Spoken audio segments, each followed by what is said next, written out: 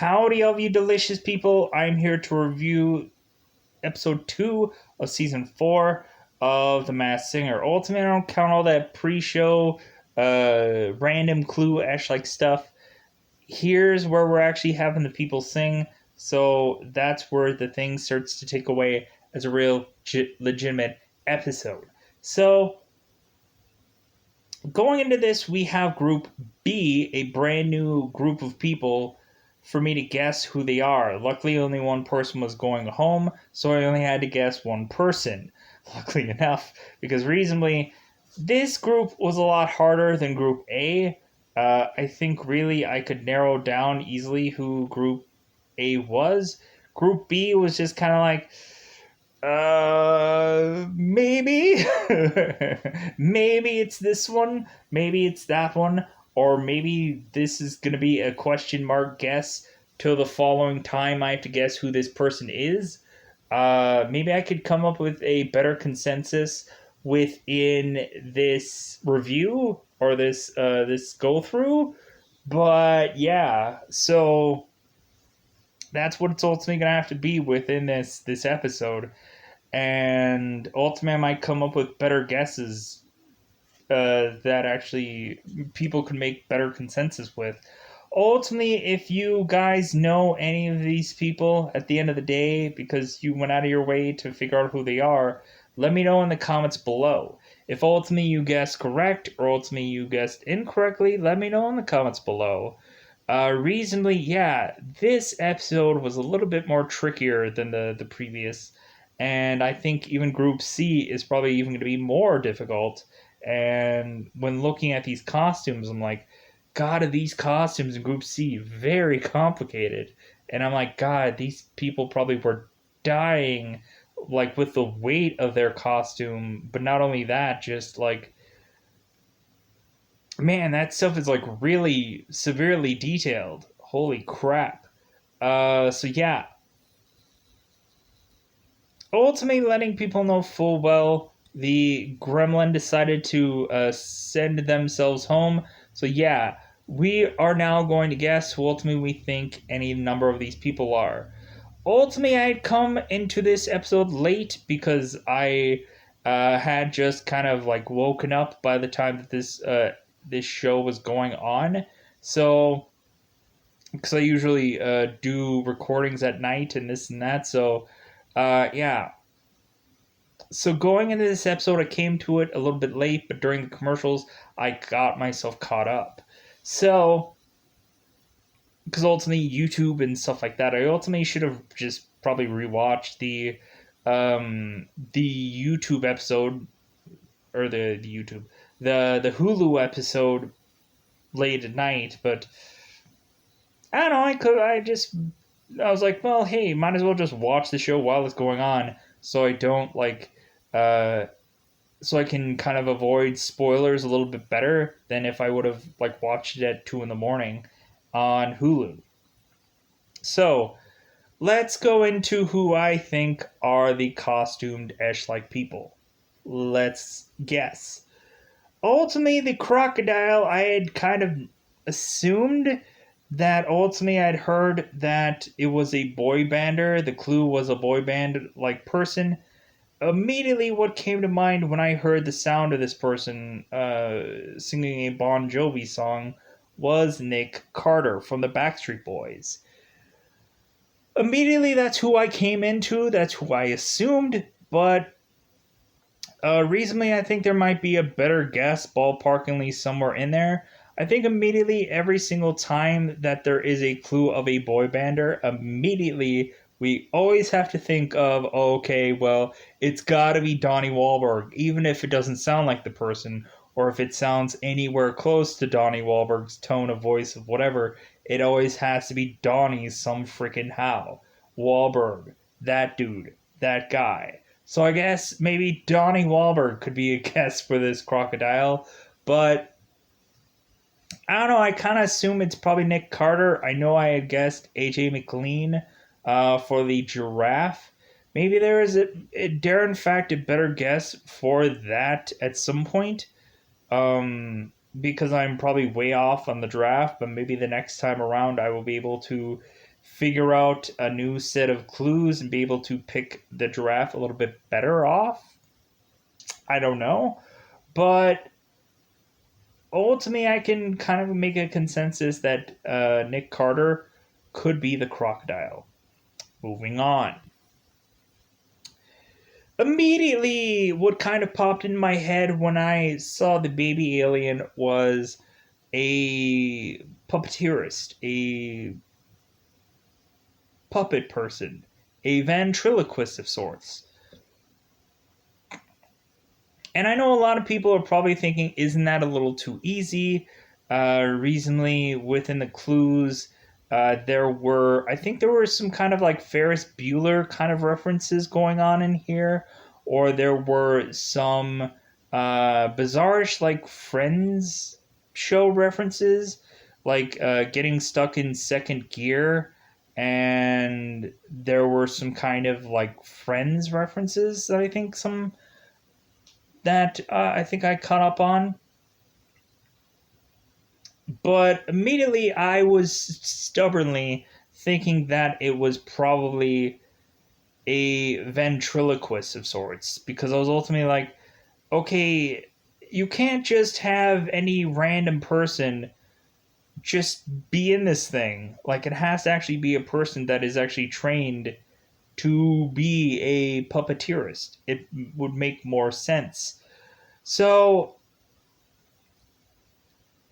going into Baby Alien, if I was probably thinking it not being a puppeteerist, bizarrely in the clue package there was some Ferris Bueller like clues and talking about being on the Tony Awards. I could have probably easily said, well, Matthew Broderick because Ferris Bueller's Day Off, and him being on the Tony Awards actually doing some kind of performance of sorts. So at first I was thinking like Matthew Broderick because this had like very much Ferris Bueller kind of vibes throughout the entire clue package. But um, basically I just started going into kind of famous puppeteerish like people, not really knowing if exactly there would be any real ties to any number of these things. So immediately I went to Terry Fader because ultimately, knowing full well, usually they pull from America's Got Talent kind of shows. And I assumed, well, there's only a certain number of ventriloquists out there. So I immediately went with Terry Fader from America's Got Talent. Kind of sounded ballparkingly like him, so I kind of went with that. We have a very famous Sesame Street Jim Henson like puppeteerist, Matt Vogel, who had done, of course, Big Bird, Count, Kermit the Frog, and very much other famous puppets that have been used in movies and shows and this and that. So I kind of assumed maybe it might be Matt Vogel for reasons. And so yeah. Other than that, yeah. Any other famous puppeteering people? I think a lot of people were stubbornly going with Jeff Dunham, or probably the girl who had won America's Got Talent um, via her show. I don't think that she would probably just be on the show now, but we could be oddly wrong at some point. So yeah, it probably could be a actual ventriloquist, or it could just be a dark horse like person that we have no clue who they are, or people that are in the puppeteering like world that we don't know who their names are.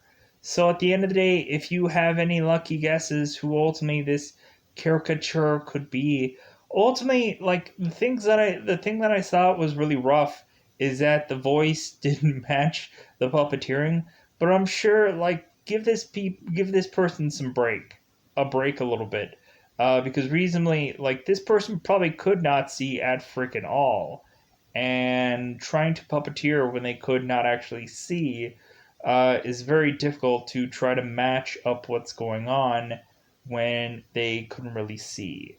So yeah, um, ultimately it's just like, well, hey, it's all on the performance, and probably the following time that you see this character, maybe they'll have adjustments. I don't know, but yeah, moving on. Seahorse, get your random guesses out, because I think for this one, I have no freaking clue who this person really is. It could be a very random guess, dark horsing guess for this seahorse character. Immediately, when kind of everything kind of popped to mind, I was immediately thinking of Megan Trainor, just because she had been in any number of random co-hosting like shows. So immediately I thought of her because recently this show tends to pluck people from other shows to promote their shows going on.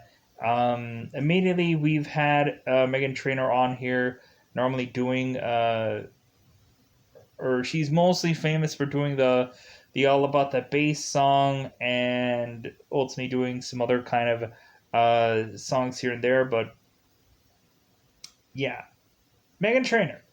Maybe, who knows?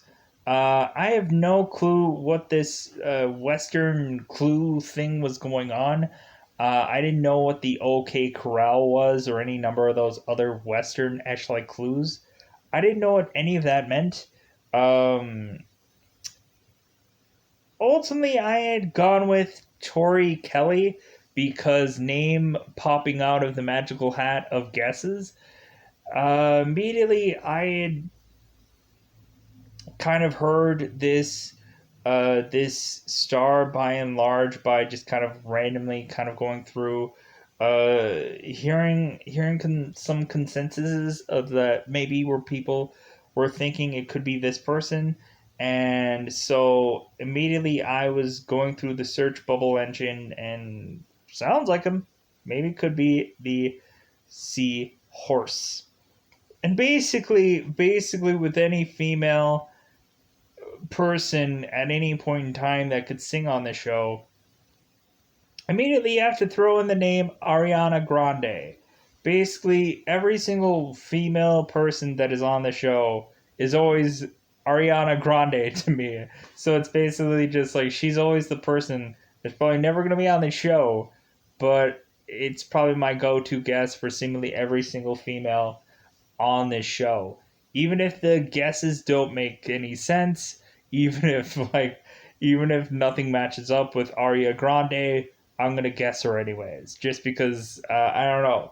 I'm hoping at some point eventually she'll be on the show, but so moving on. The whatchamacallit. I had no clue what to call this character whatsoever. Immediately, I think the clue package really cemented something about Dancing with the Stars. And so, by and large, I'm probably rattling my head to probably think of, yeah, I never really watched Dancing with the Stars. So, by and large, I think the real clue package was Dancing or Dancing with the Stars.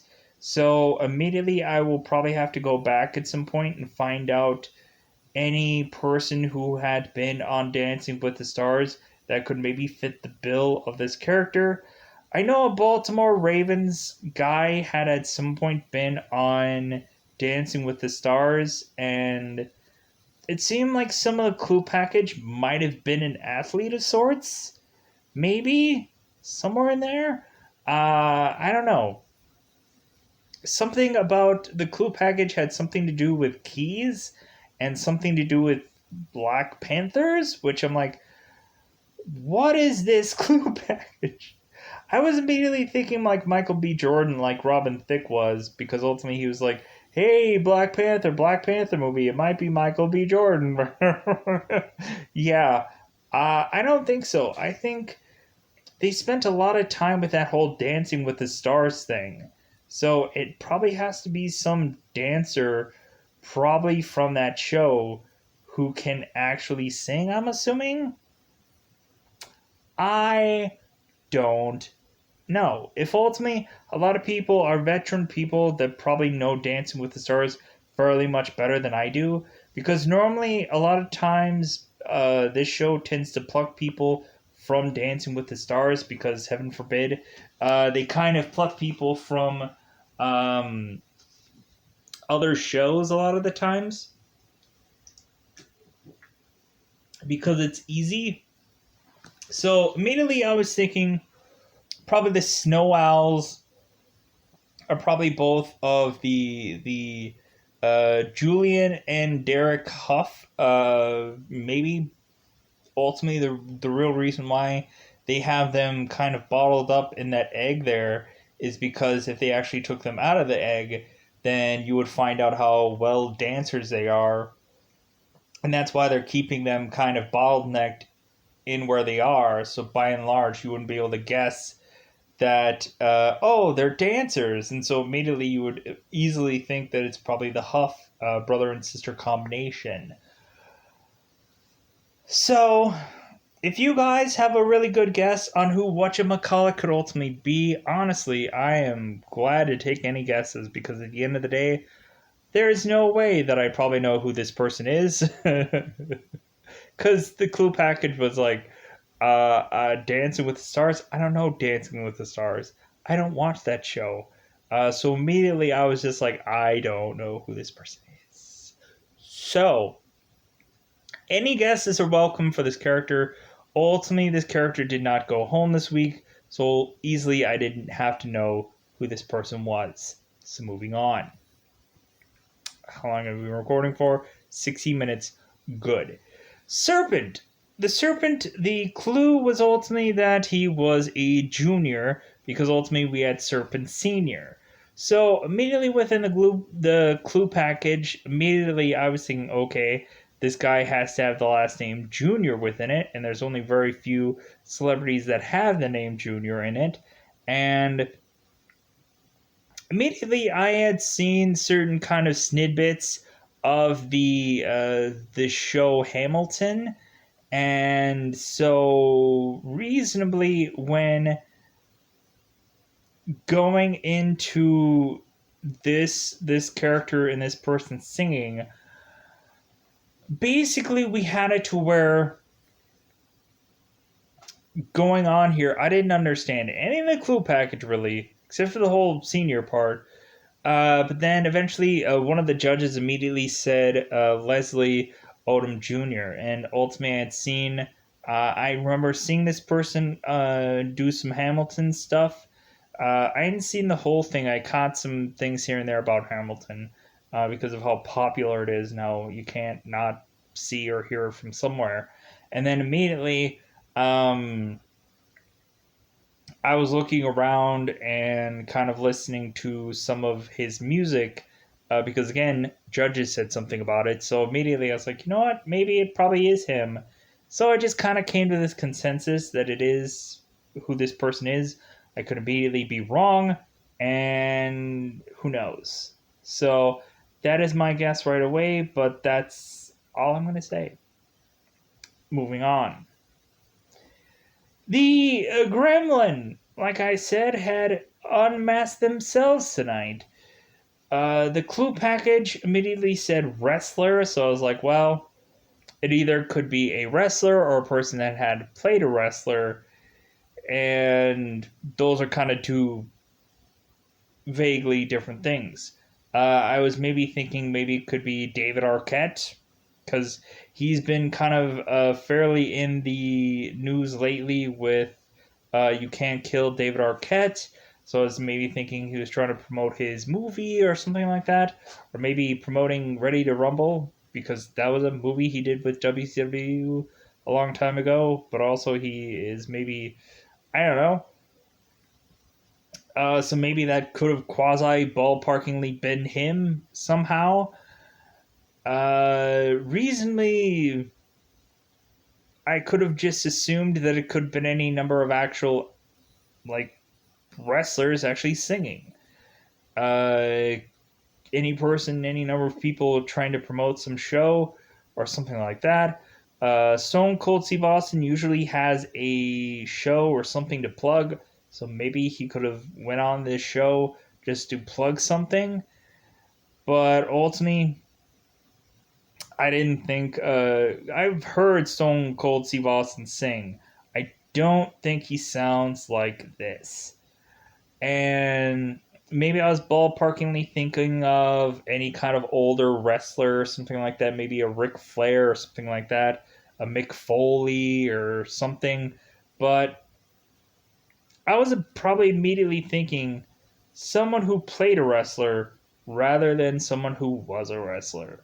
So immediately I was thinking Mickey Rourke, because kind of the clue package was also kind of um, not all the way focused on a wrestler kind of thing. So yeah, I kind of went with Mickey Rourke, because ultimately once the Gremlin started to want to do its own thing, like I was like, well, it probably is maybe Mickey Rourke because that probably would actually make more sense.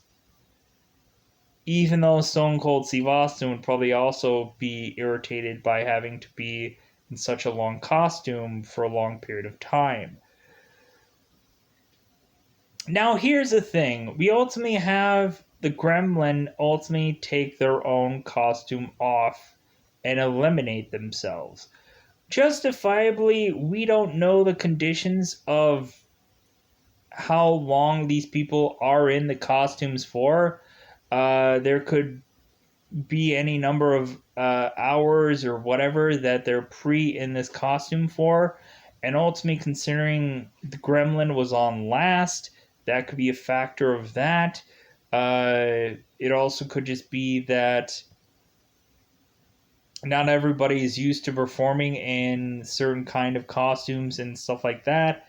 And so at some point, there probably had to be at some point to be somebody to ultimately just can't take the heat, and so they would unmask themselves.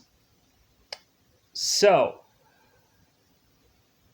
justifiably within the confines of we don't know this person's story or their reasoning or whatever, which ultimately probably maybe at some point we probably will, um,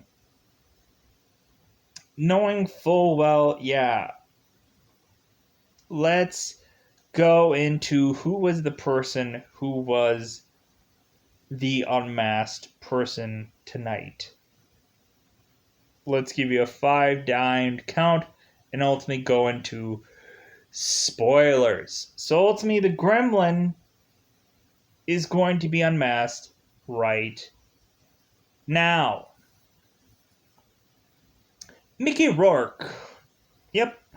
Kind of naturally assumed immediately when the person was just kind of like just going and kind of doing to their own drum. I think the Gremlin was probably, or Mickey Rourke was probably already assuming that he probably was going to easily and quickly get eliminated. Reasonably, I think the judges were kind of like, man, this is like, they were trying to get into it. They were trying to, um, like, I think the judges were like trying to find nice things to say, but it was really like it was really hard for them. They're like, yeah, that was a performance. And so recently it got to the point to where it seemed that the judges started to figure out who Mickey Rourke was.